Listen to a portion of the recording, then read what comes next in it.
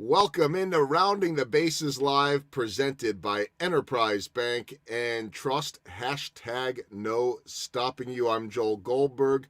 Another week setting off here a little bit later with the holiday weekend. So a happy Tuesday to you all. This is episode number 45. Who would have ever thought? Not me. And it has been so much fun. First and foremost, I hope that everyone had a happy Memorial Day weekend. I know that's in some ways, it always feels weird to say because, it is a holiday where we are remembering those that paid the ultimate sacrifice. I also think that we do that by spending time with our loved ones and hopefully taking off from work and that freedom that so many of those men and women sacrificed their lives for that enable us to have that weekend. So I hope that you were able to do that, to be safe, to have a good time, and hopefully to reflect a little bit on so many of those that have kept us safe. There's so many positives out there. There really are, in a world where we're so often fighting and the negatives. And I think there'll always be negatives. It feels like we're more divided maybe now than ever, yet we continue to see on a daily basis the things that bring us together. Hopefully this show is a very small piece of that. Enabling me to do it is Enterprise Bank and Trust, hashtag no stopping you, and KC Cattle Company. And those are guys up there in Weston, Missouri.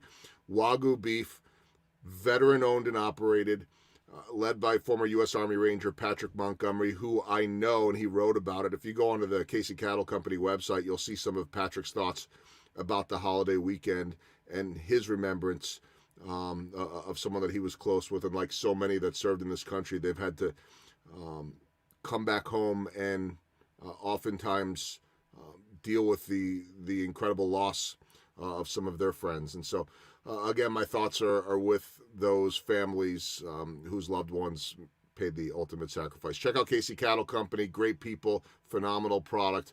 Wagyu beef, brats, hot dogs, steaks, burgers, you name it. I see some KC Cattle Company ground beef thawing out downstairs right now. I don't know if we got burger night, taco night, or what's going on. But anyway, that is a discussion for, well, really, it's not for you. That's, for the family, I guess. I'll have to ask my wife what we're having later on. Boy, that is a long roundabout way of getting to my guest, none other than Matt Baysinger, who's looking like you look, first off, Matt, hi, you look like you got a nice fresh haircut there. I'm not sure what, you look better than me. This is the Emily Baysinger special. Nice. Yeah, we did our first haircut, a month ago, thinking it was probably going to be the only one. And she did such a good job. I was like, man, why would I go back? So we're keeping, I told her it's like 18, 20 bucks a haircut. And so we're just going to keep track and then we're going to treat ourselves because now we know how to cut hair. It's great. Yeah. We don't here, and that's why mine looks like this. You look great.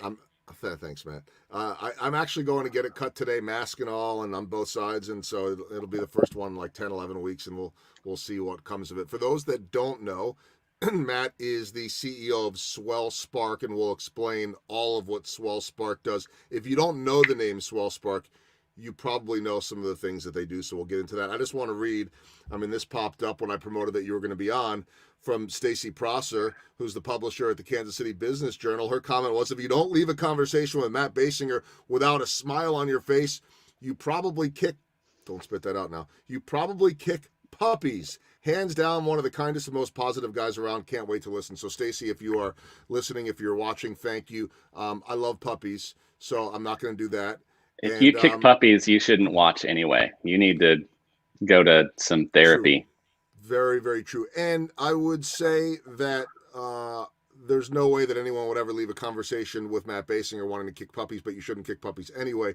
But her point was very well taken. You're a highly thought of guy in the community. And, you and I did the audio podcast a while back. And I think, I walked out of there just feeling your energy, your enthusiasm for helping or entertaining people. It's about people, and you do that so well, and you're creative.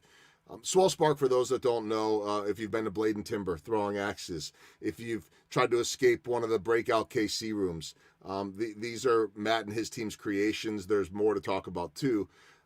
How have you gotten through all of this? Because like so many others, we're all missing entertainment. We're missing baseball games. We're missing sports. We're missing the type of things like going to a Blade and Timber and having fun with our friends and family. That affects, obviously, your life. How have you grinded through this? Yeah, going to 0% revenue is usually not advised by, a CFO or someone in finance. And so it was a pretty sudden drop off. We have kept pretty busy. There's been really three main things that we have done.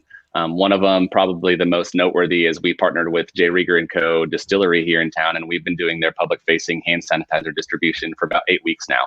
And so we were doing those out of our Kansas City Blade and Timber locations. We actually kind of went on tour.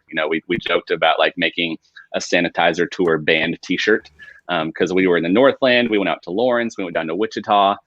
Basically, any place where we found that there was a really big need for hand sanitizer and a contactless pickup, we were trying to serve people all over Kansas City. So that kept kind of the Blade and Timber side of our company really busy doing that. With Breakout KC, we launched a virtual escape room. And virtual is maybe not the right word for it, but in short, there is one of our game guides is actually in the room serving as your hands and your feet. And we do the entire thing through Zoom. And so you are trying to solve one of our escape rooms, and what's been really neat with that in particular is we launched this thinking it was going to be kind of this pandemic escape room.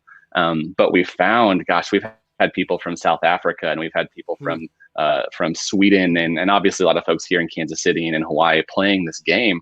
But what's really fun is you'll have a family playing it where maybe, two of the folks live in Kansas City and two of them live in DC and two of them live somewhere else. And so our hope and goal is actually to continue this because it allows people from all over the world to come together. And so we launched that about 2-3 weeks ago. I think just over the weekend, right before the weekend, we had our 100th game. So we've served hundreds of customers through that as well. And then lastly, we launched something called Sinkers at Home. We have a mini golf bar and restaurant that's opening, and Power and Light was supposed to be in like July. That's obviously not going to happen. That's pushed back a couple months. But we ended up launching this mini golf at home kit before we even launched the actual standalone facility, which is a little bit out of order. But I think sometimes when there's global pandemics, you got to do things a little bit out of order. So we've been doing our best to serve people, and doing our best to obviously keep the lights on and trying to stay creative. And I think at the end of the day, the COVID pandemic for many of us, it's very low risk, right? I was like, well, shoot, what if we launch this mini golf thing and no one likes it? And it's like, well, no one's going to care, quite frankly. Like if this thing fails, we're going to just never talk. We'll say, yeah, we tried some things and some of them worked and some of them didn't. But I think we've been really appreciative of the response in Kansas City, in particular, through just the effort of us saying, hey, we're not giving up. And I think the more that all of us continue, Joel, just what you're doing here, it's like we've all had to figure out ways to keep going. And I think when people see that, there's an energy that comes from that, and we've all been able to encourage each other. And I think that's spurred many of us to keep going in our own respective ways as well. Well, I think it's the spirit of Swell Spark. I mean, you and I talked about that when I was over at your building, and you've got this energy at your place of people wanting to try things and having fun and not doing things the same old way. So in some ways, this is that. I mean, when you and I met, I honestly don't remember even what month it was. It was a good podcast. It was a great podcast, but I just know that I remember you saying we've got a concept coming out in the spring. Can't tell you what it is, and you didn't. I thought maybe I might be able to pull it out of you. I couldn't. But I know that you guys have this spirit about you that is willing to get out there and try things. And that's how you ended up with so many of these concepts to begin with. So maybe these are different challenges, but I think what's interesting, like if I had told you months ago that this would go down, I'm sure there'd be some panic. I also think the way you're wired, you'd start thinking, okay, well, then what can we do? Well, and obviously you got to a point where your back was against the wall. You had to do that. But I think it's so interesting. Like I want to talk more about the virtual, let's just call it that, the virtual escape room. Because, and I don't mean for this to be self-serving, but I've been thinking about this a lot as I'm starting to speak on a very regular basis virtually. And what I heard from so many speakers, or even people in attendance going in, was, yeah, but it's not the same. It's not in person. And when it's done, what I found is that I'm still getting my messaging out. I'm still reaching people. And they're not walking out of there saying, oh, man, that was a bummer. It's just different. I mean, it doesn't have to be better or worse. It's just different. And when you sit there and talk now like on my end, maybe I've got the chance to speak to some groups around the country that I wouldn't have had a chance to before during a Hmm. baseball season, which hopefully is coming back soon. And so it's a new way to go about things. When I think about your virtual escape room, I'm now thinking, well, why don't I get my parents together in Chicago, Hmm. my brother and sister-in-law and their kids together in Portland, and us here, and we could actually do a night that we have maybe once a year if we're lucky to when we're in Yep. person over a holiday. I mean, that's pretty genius, and then Sure. kind of makes me think you might have been able to have been doing that beforehand. Absolutely. Yeah. I think that word different is one that I certainly appreciate. Is I've been doing a lot of, I think like a lot of us doing a lot of like soul searching of like what good can come out of this. There's obviously a lot of bad, right? Like we can all admit that, but the only thing that I'm in control of is my own actions, right? And to a degree, I'm also in charge of the story that I tell about myself, right? If someone comes up and punches me in the face today, you know, the story I tell tomorrow, it can either be like, oh man, I'm always the guy getting punched in the face. Like I'm always the one who the bad things are happening to. Or the story can be like, you know what? Like yesterday someone came and punched me in the face. And so next time I'm gonna be ready. Like if I see someone rearing back, I'm gonna know exactly how to duck and move. And Mm-hmm. we get to talk, we get to frame the context of our stories, and that's really based off of our attitude and our actions. And I know that, I mean, maybe that sounds cheesy, whatever. I don't Mm-hmm. care, you know, like I think it's real. And so um, you know, this idea of different, like when we first launched escape rooms, they were different. And I remember telling that, you know, talking to people about like, we're going to do this thing, we're going to lock you in a room. And they're just like, man, that's really different. Like, you sure you want to walk away from your very stable career that you already have to do that? And I'm like, I think so, you know. But oftentimes once you try something different, and unless you try something different, there's no room for growth, there's no room for opportunity. And so embracing difference, another way of saying that is embracing risk. Like you're in trying something new, you are setting yourself up either for great success or great failure. It's funny, you talk about, you know, I've had the opportunity to speak to some groups as well over time, and you were talking about one of the primary sponsors of this, right? They're selling like the best beef on earth or whatever it is. um, and at some point in time, somebody went and they had a bunch of fast food burgers, and you wonder why this other one is going to be a $15 burger. You're like, dude, I can like 99-cent value meal all day. Why would I ever pay $15 for a burger? And it's different. And you could even say it's bad. You're like, that's 15 times the cost.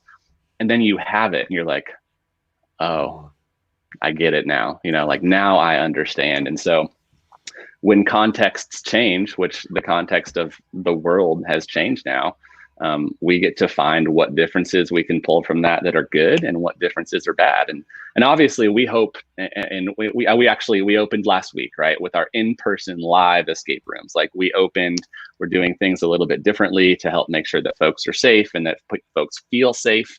But I think if you would have asked me initially, like the moment that we turned on the in-person escape rooms, we probably would have killed the virtual thing. It's like, no, like Right. that's probably a product that will last. I mean, I see no reason why we won't continue with it, Why wouldn't you? because it is, yeah, it's allowed us to serve this entire literal global population of folks that we never would have been able to, because previously you had to physically show up. And so we're really excited, you know, about the positive momentum that I think we've gained in some ways during this, and trying to keep that.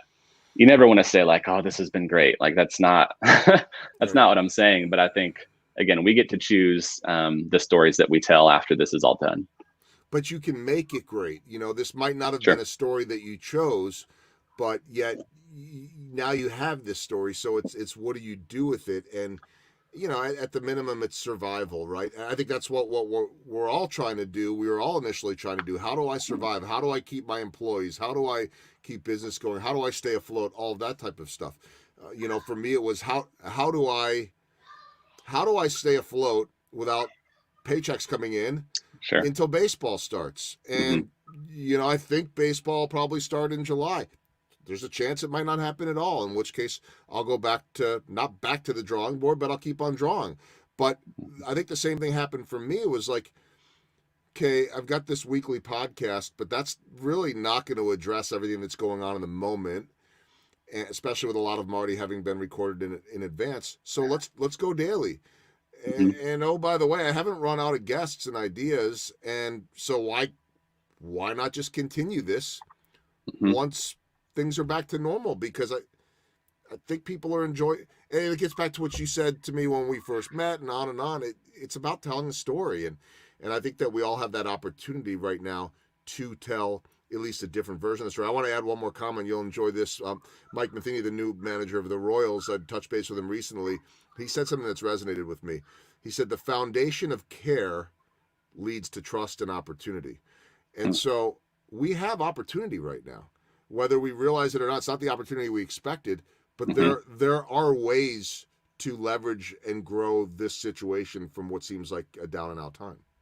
Absolutely. Yeah, it's a lot of people say the new normal, but I think what's fascinating is, there is never a guarantee of any sort of normalcy. It's I think at the end of the day, all we can do is make decisions for today and make hopes and plans for tomorrow.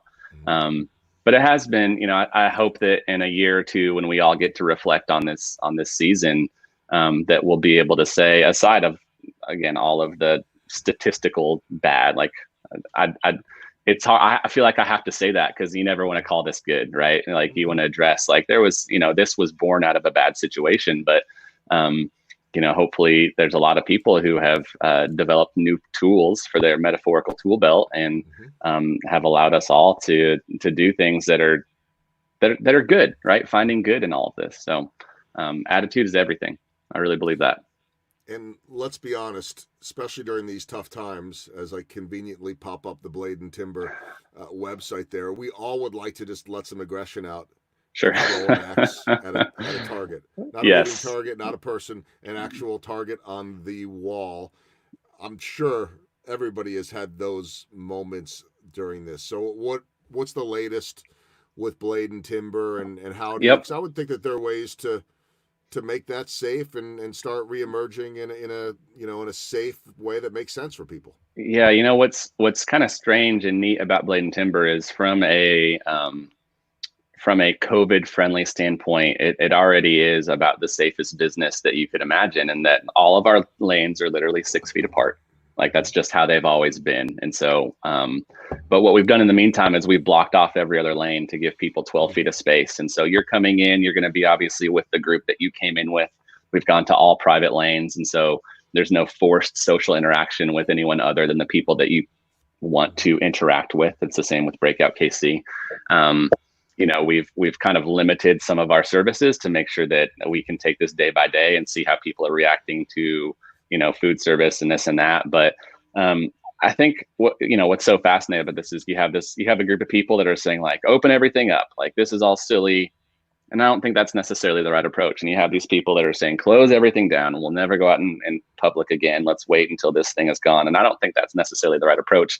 But I think it's important to have an approach that also values both of those ideas, right? Like, we won't. There's not going to be a one size fits all necessarily for everybody, and so, we may have some nights where everyone is required to have gloves. Everyone's required, and that might let these folks over here feel really safe to come back and interact socially. I have parents that are in the demographic that are they should be paying a little bit more attention than maybe someone like myself for my own health.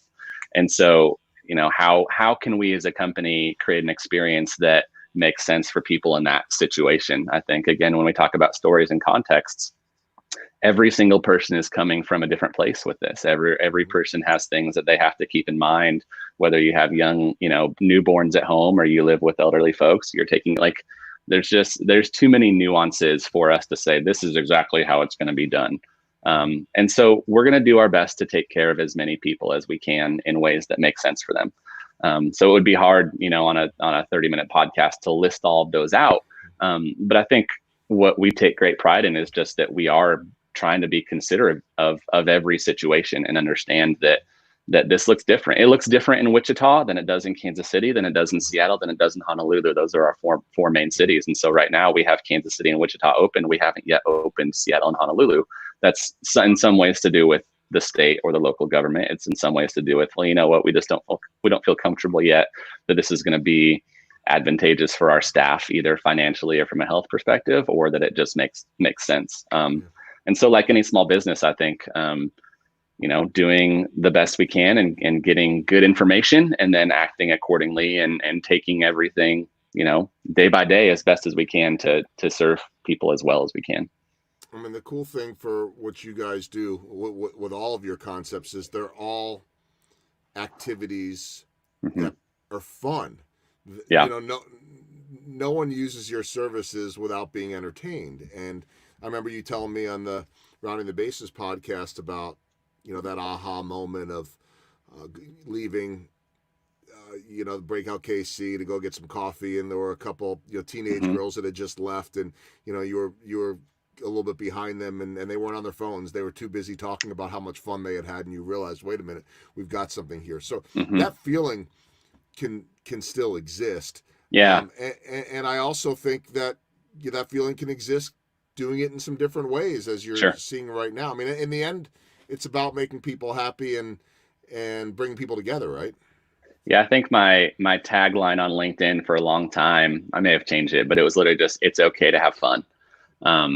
And I have 3 young kids. You might have heard them, squabbling a little bit in the background at some point. They're 6, 4, and 2. And I think that's been really grounding in this season of like, we have all this heaviness of the economy or the death toll. And then I get home to my kids and they're just like, hey, Dad, you want to play Monsters? It's like, yes, I do. That's, I need that right now. And so does, like, pandemic or not, like, it's okay to have fun. It's okay to try to enjoy time.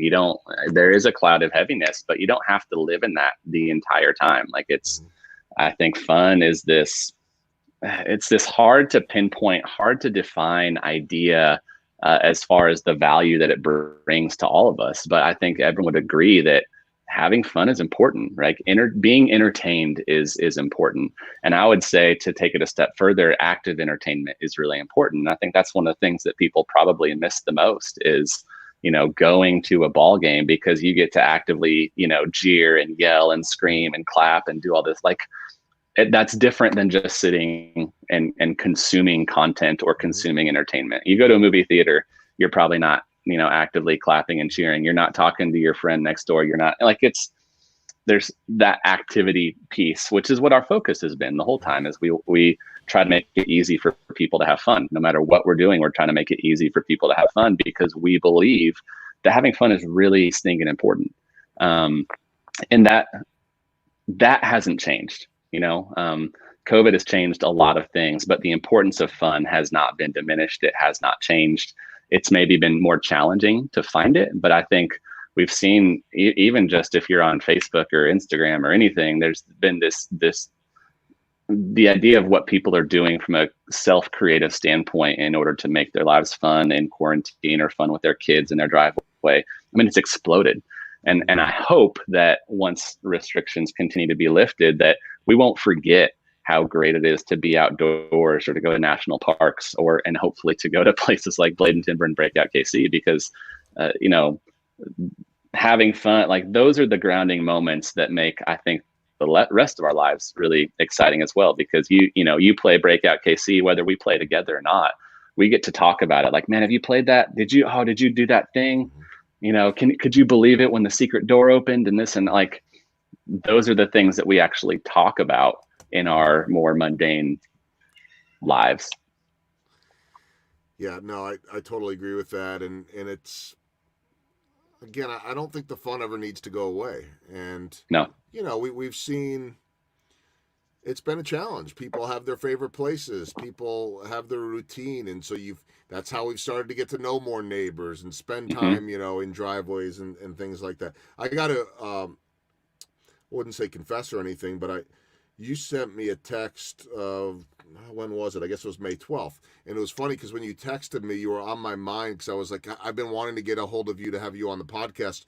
And so you actually asked me to take part in a charity event, and I never even replied. All I said was something like, hey, you want to be on my show? And so somewhat selfish, although hopefully, good promotion for you regardless. But and I don't want to, you could say whatever details you want to or not, but it was essentially, I think you were talking to me about maybe being an announcer for a virtual sinkers mini golf type of thing. Yeah. Which the answer, if you still need it, is yes. But tell me Perfect. about that. Yeah, I was just looking down. I'm like, I know that, and I looked. I'm like, I'm looking at my response. I'm like, way to answer the question, man. He wasn't even all he was doing was asking for something, and you come back and ask him for something. Anyway, count Perfect. me in. Count me in if you need it. But yet again, another really cool idea, which sounds like it would be fun pre-COVID too. We just never would have thought of it before. Right. Yeah, it's I did a TED talk once. This is where I should put on my glasses and talk more stuffy, Yes. Yeah. Sure. Um, I think one of the things that I spoke about was the importance of your willingness to ask for help.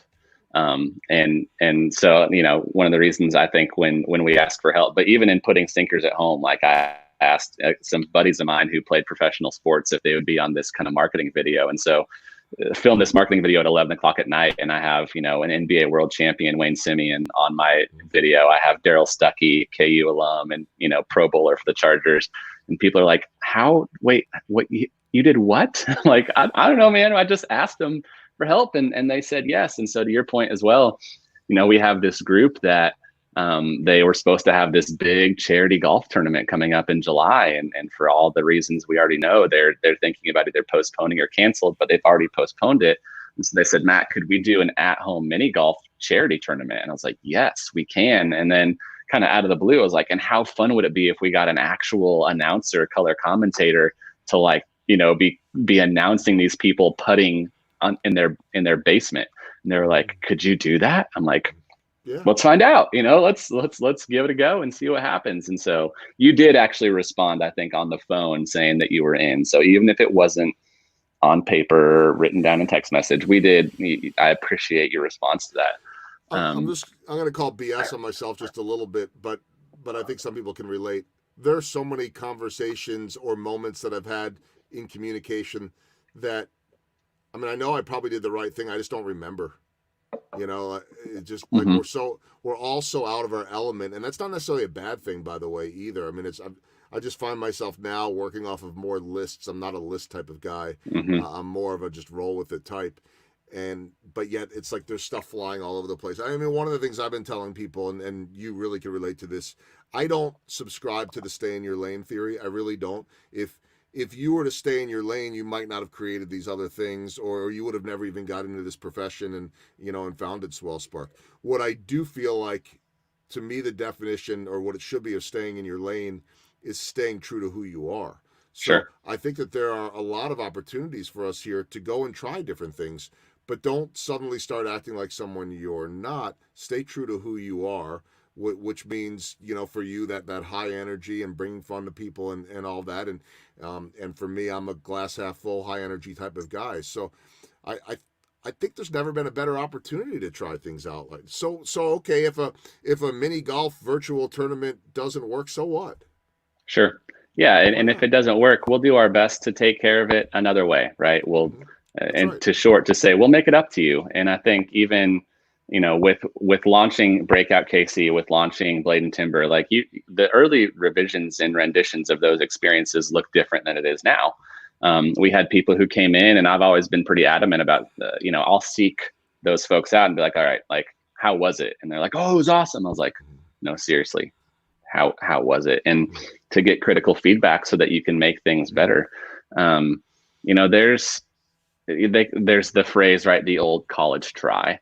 And there's obviously some great quotes about the spirit of competition of, at the end of the day, if you want to find out if it's worthwhile, you have to launch it. You have to do the thing. You have to act. You have to, if you want to go garden and be a gardener, you have to go garden. You just have to do it. All right. It's almost like some sporting apparel company should come up with a just do it, because that'd be a great slogan. Yeah.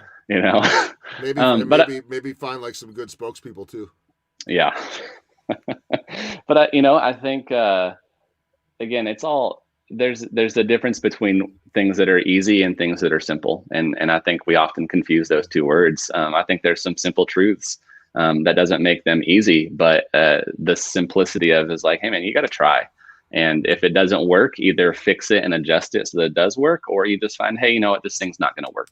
Over the years, there's been many things that we tried and they didn't work. And that's okay. Because again, the story, going back to what we started this with, the story that I'm telling is not hey, let me tell you about all of my failures. It's like, no, in general, if you have, 2 or 3 things that actually are successful, that masks and far outweighs the dozens and dozens of failures that you've had along the way. Because the spirit of not giving up, the spirit of moving forward, the spirit of, to your point, Joel, staying true to who you are, not necessarily in your lane, but staying true to who you are. Like, okay, my goal is to make it easy for people to have fun. I'm going to keep trying to do that. No matter what that looks like. I think that's just, I think in so many levels, that's just what I want for folks. It's what, and to a degree, it's what I've always tried to do as well. So COVID or not, pandemic or not, that's who I am. And as a byproduct, that's what our company is and stands for. And, we're just grateful for the opportunity to be able to do that in whatever capacity that looks like. It feels good to stay true to who you are. It really does. And obviously when you love what you do, that makes it even better. Stay true to who you are, unless that entails going in a pool in the Lake of the Ozarks with a ton of people, in which case I would say maybe not, please. Or kicking puppies back to, Yes, which I think, they're both bad. Let's put it that way. I don't want to rank which one is worse. They're both bad. Sure. Before we start to wind down, a few comments that have come in, I like to pop some of those up. Judy Tamad, who does a phenomenal job providing for foster care children through KC Kansas Angels. She's been a guest on the show. Such great ideas. I am gonna be on Kiana's podcast this week. Missed so many established, and then she said I have never thrown an X, so we've got to get her out to throw an X. It'd be good for her. You've got to do it. And then Maria Stone Street said she needs to throw an X or 10. I think that we all can relate to that. As we wind things down, I want to get back a little bit to the partnership that you've had with Jay Rieger and company. I mean, one of the best guests I had on was Andy. It was pretty early on, maybe a month in or so for him, and you could just tell how much he had going on and how emotional it was. I mean, his comment, and I've run this now in some of my speeches, was about, tears coming down and walking up to the next car and, they want to buy $600 worth of hand sanitizer, but here's $700, things like that. You love this city. You love this region. What have you seen from people? Yeah, it's when we first started doing the hand sanitizer, it was amazing because I think there were a lot of people that, had gone to every grocery store, had gone to every convenience shop and couldn't find it. And so, we set up this process where you pre-purchase it, you show up, it's contactless, and people would show up and they'd say, hey, my name is, Tom Jones. And there's this pause where I'm looking on my list for their name. And as goofy as it is, like the sense of relief when I'm just like, hey, Tom, I got you right here. Go ahead and pull forward. We have your 2 bottles of Jay Rieger & Co. hand sanitizer. And they're just like, thank you. I'm like, bro, you already paid for it. Like, you don't have to thank me. Like, thank you for supporting us. And it has been funny because, there's like this mutual, I almost feel Canadian, is like, we're like thanking each other. Like, thank you for buying it. Thank you for providing it. Thank you for like, we're all just thanking each other because I think, a great transaction is where all parties feel like they're winning, right?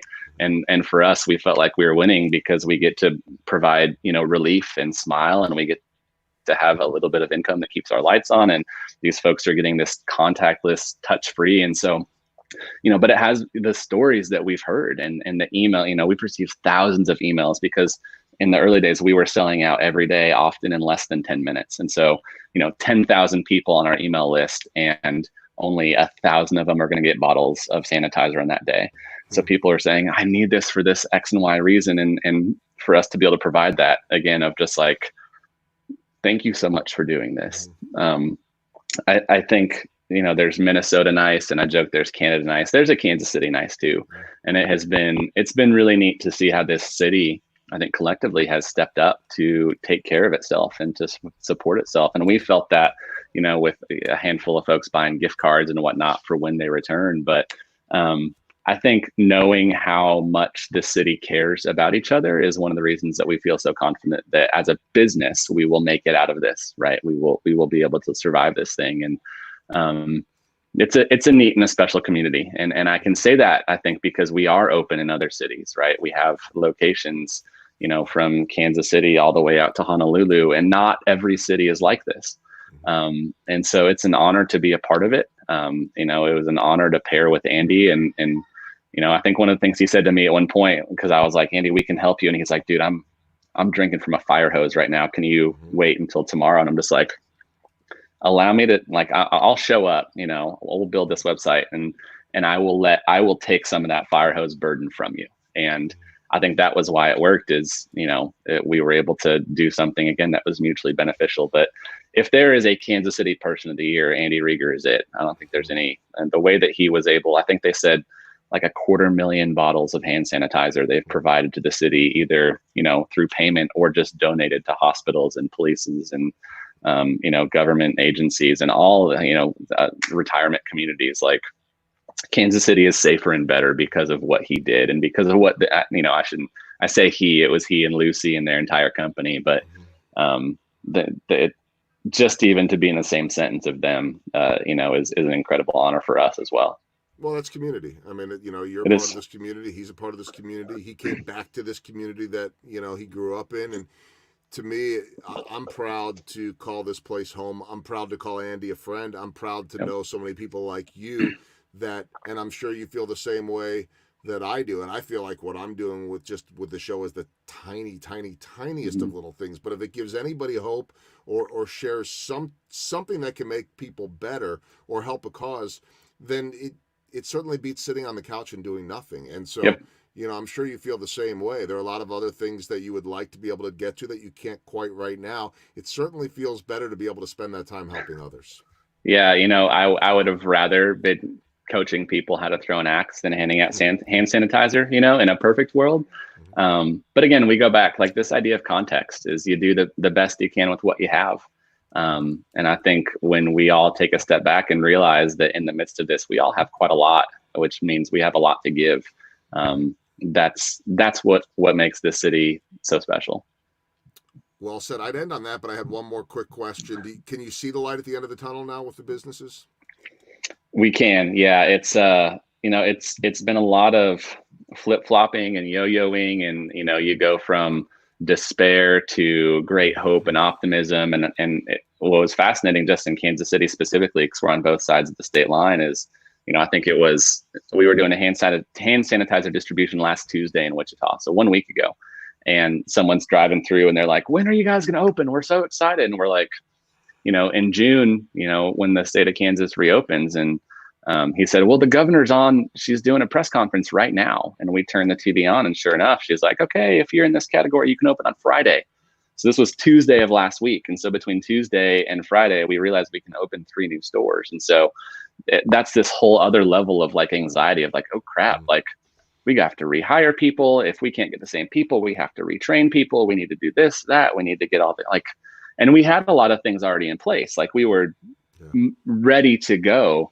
But so much of that is just waiting until you can ready everything, but you still got to pull the trigger at some point. And so it was Tuesday that we're like, okay, like, let's flip the switch back on. And so we have, again, 3 more locations, that are not open yet. But just even the response to people coming this weekend of the relief, like, we're so glad you guys are open, taking out the aggression or pent up emotions or whatever it is, or just finally getting together with their friends and having a reason to do that. So there is light in the tunnel. There's only a couple of days where it didn't feel like that was the case. Because again, whether it's different or the same, we're gonna exist in some form or fashion. We're gonna help people have fun, and that's never gonna go away. Yep, keep pushing forward. And for those that want more information about Swell Spark, the website is up on the screen. Check out Blade and Timber. Let out some aggression. You don't even have to be mean about it. You don't even have to be good at it either.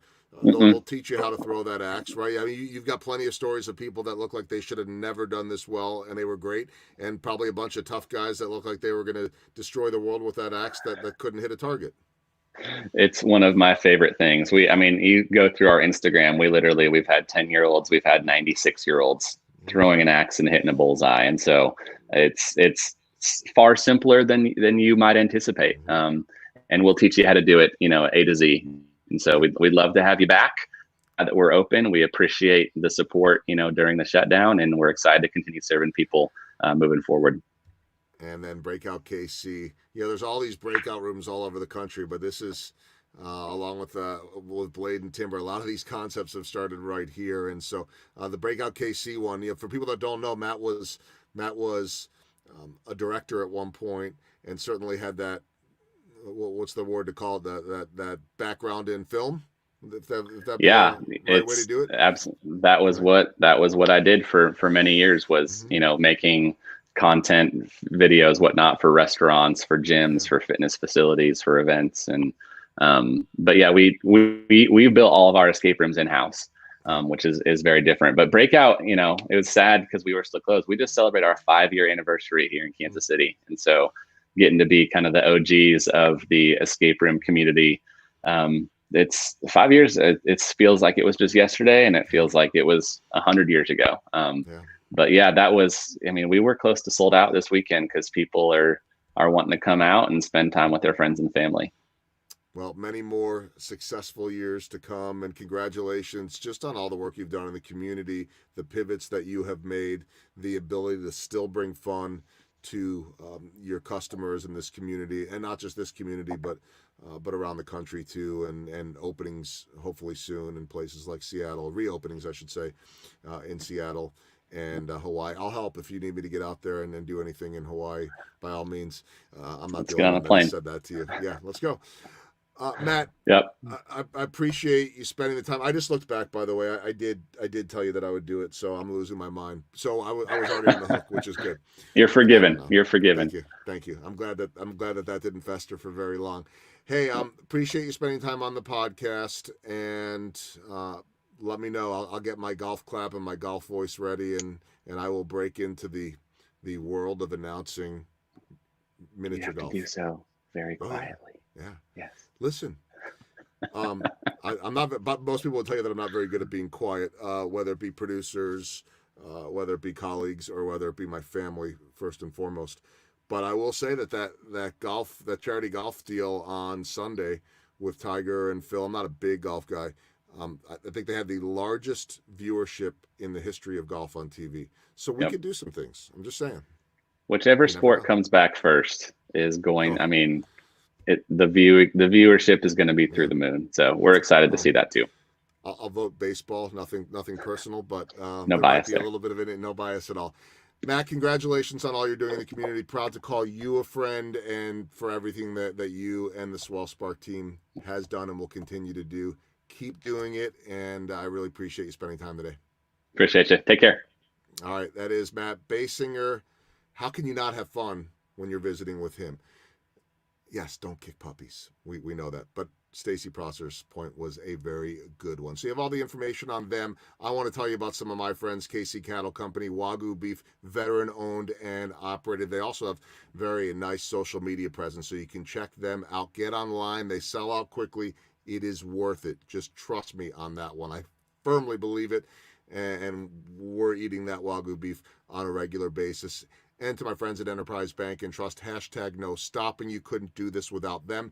Episode number 46 is tomorrow. Have a good rest of your Tuesday. I'm Joel Goldberg. Thanks for watching Rounding the Bases Live, presented by Enterprise Bank and Trust.